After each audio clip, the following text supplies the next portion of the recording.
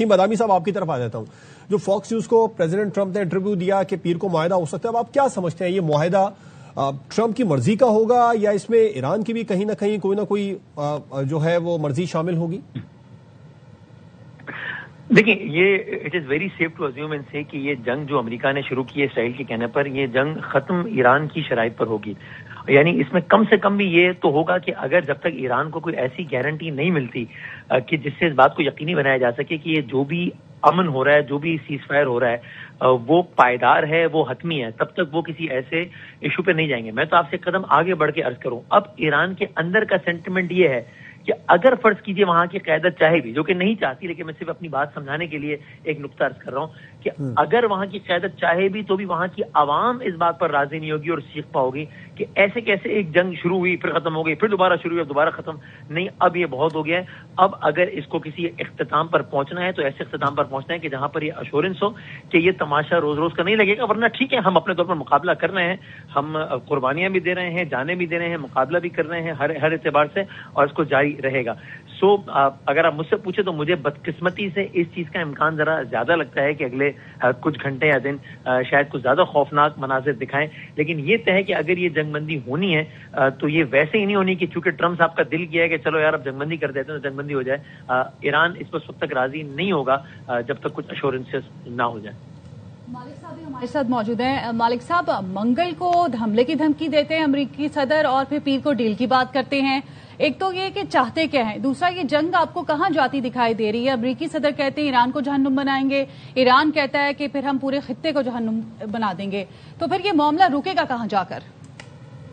देखिए, जब वसीम अभी एक बात कर रहे थे ना, मैं उससे थोड़ा सा पहले ऐड ऑन कर दूं। देखिए, ईरान क्यों चाहता है कि फैसला कुन जंग हो? ईरान ने इस जंग की तैयारी पिछले 25-30 साल से सिर्फ इस जंग की तैयारी कर रहा था। ईरान को हमेशा से पता था कि इसकी एयर सिक्योरिटी कभी नहीं होगी, ये एक सिटिंग डक होगा, वो आएंगे, अमेरिकन इजरायली आएंगे और वो तबाही फैला देंगे अनप्रेसिडेंटेड लेवल के ऊपर, और वो हम देख रहे हैं हो रही है।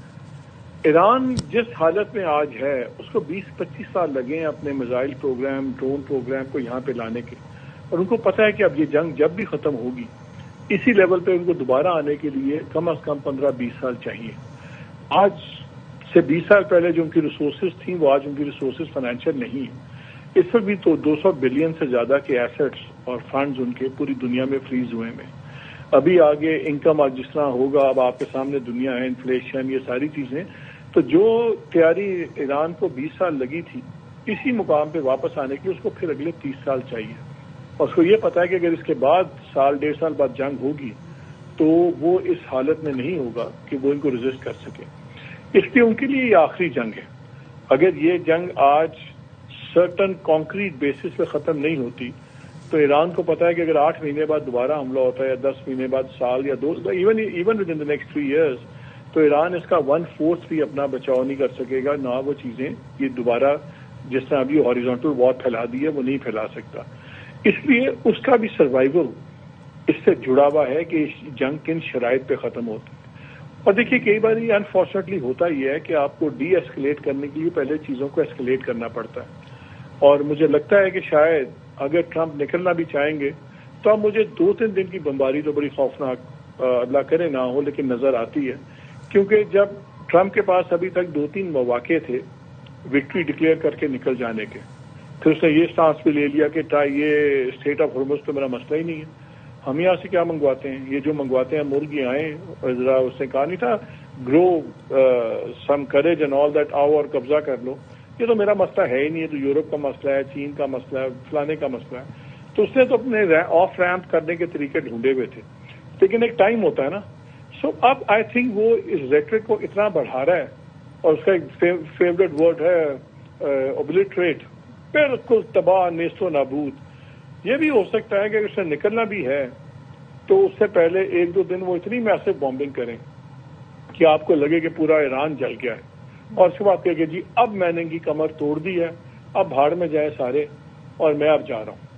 सो मुझे अनफॉर्चुनेटली एक सीरियस एस्केलेशन तो नजर आती है, बिकॉज इसके बयान के बाद तो उन्होंने इरानियंस के पास इसके बयानों के ऊपर वो अपनी स्ट्रैटेजी बनाएंगे नहीं, बिकॉज जैसे आपने खुद भी पॉइंट आउट किया ایک طرف کہتا ہے آگ لگا دوں گا، برباد کروں گا، دوسرے کہتا ہے نیگوسیشن چل رہی ہیں، ہو سکتا ہے ڈیل جو ہے ابھی کامیاب ہو جائے، چیزیں سب کچھ ہو جائیں.